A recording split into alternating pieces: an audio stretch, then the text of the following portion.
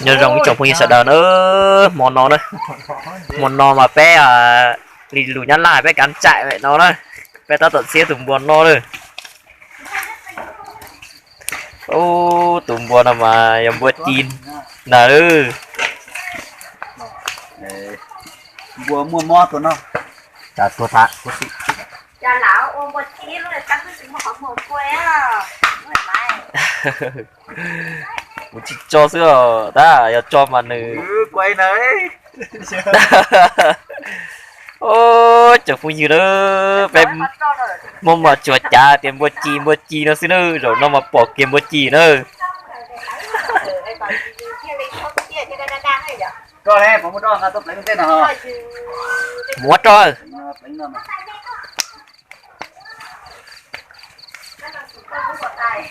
ô tao đâu ra ta một ta nhá mày coi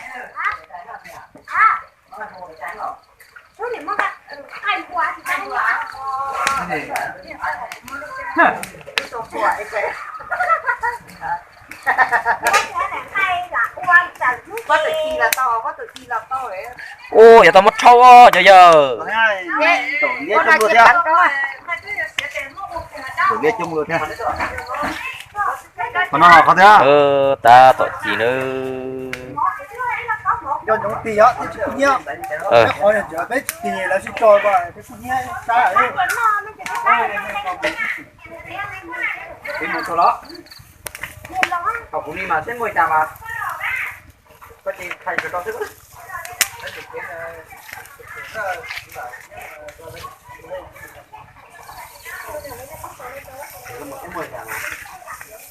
của hai cậu đi con là lấy bánh tròn nữa nó thiên đi nó thì xin chào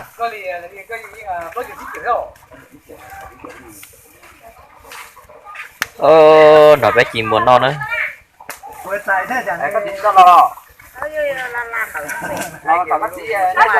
thế giờ thế à lúc tại đó giờ ta xin thì nó tôi đúng rồi cái tiền đại nữa tại mất tình thiếu nhám mỗi chị nó là sai mà thế tụi nào vô bao thôi xiang tao quen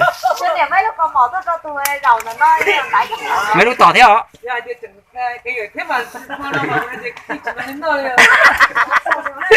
vai ra cho tôi biết trong ngọc đi đó nha ý chị tao mò cho mà tao mò lên à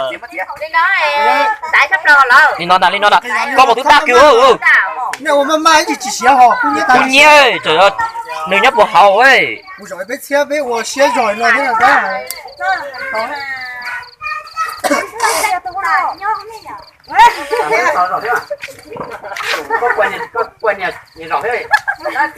tụi về món no bé chơi tụi con này nó chim vào bé no rồi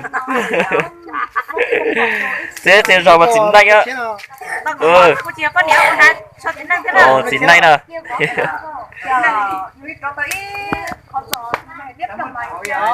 ô cá thịt tiêu ui chim vòng sư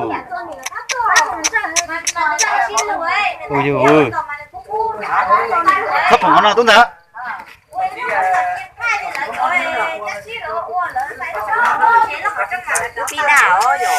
biết đào chờ tôi chúng ta nhá vì nhá gì kinh canh mà còn lấy tôi làm không á còn ngày mà trình ngày đó đại hành ấy dạ ý cho còn đa vỏ mà tí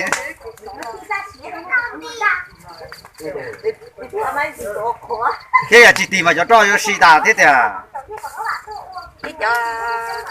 có thằng một trâu rồi nhá tổ như vậy cái này không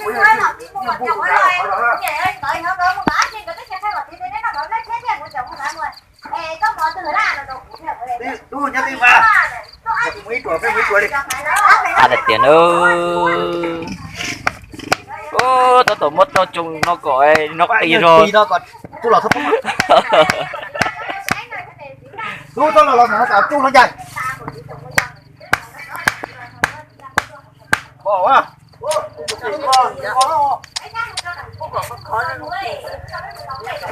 thôi và lúc đi đấy gặp tay là Đó từ pin đà nữa. Nếu xe tới rồi. Bây giờ cú sư ta pin đà đây. bắt chỉ biết là cái điều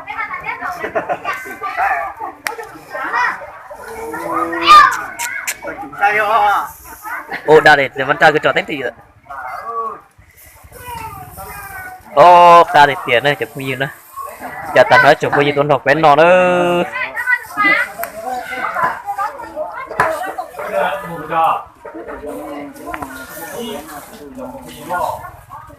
này này phát trực tiếp của lại quay đây này cho cái mặt đấy chỗ tàu đúng không?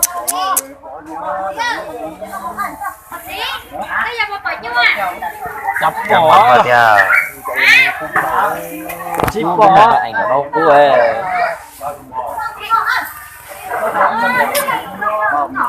Nét cơ Nét cơ là ăn được anh không?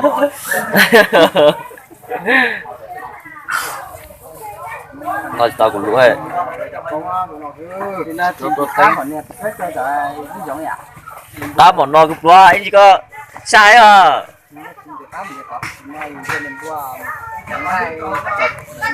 Tao không lo luôn chứ. Qua nó có cho đấy cá nào.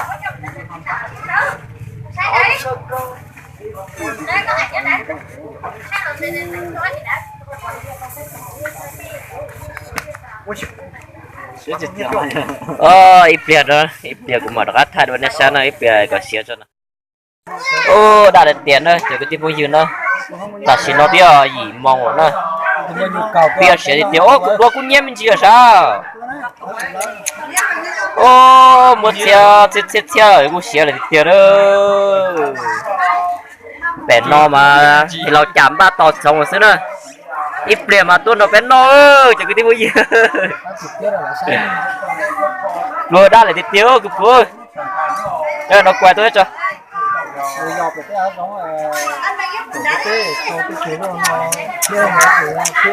Một té chỉ là xe một té à? Không, xe mà chỉ giống nó thôi mà té khác đâu. Đã lại tiêu cực vui. Chê. Còn cứ mà chơi nhon trống nó xíu luôn.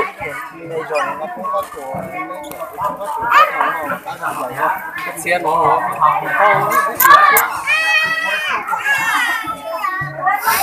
Ồ. Xía ra là một tao xía à? Gì giống này? xe hả Coi. Bây giờ tao nó tao ra bé. Ra bé nó cực quá. Ra bé. Nó tôi chỉ xe vậy. Ô là một sống kìa thật nữa. Ô. Đúng là lệ quay. Đây. là con không khó Đấy mà thế nào Thiệt chứ. Cái phụ tao xe. Gì xe nó xe gì? xe không thể á Xe trong sắp lại liền. Cháu trong khó. Để cho là sống là non đó.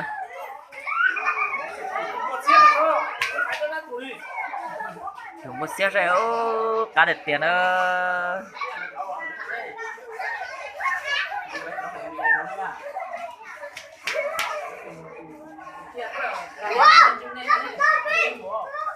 Nó cá đẹp tiền ơ.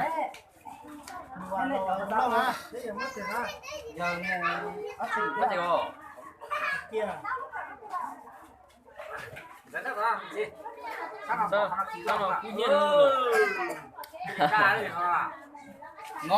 Ngon. Ui, dám có giống mày có tăng nhá.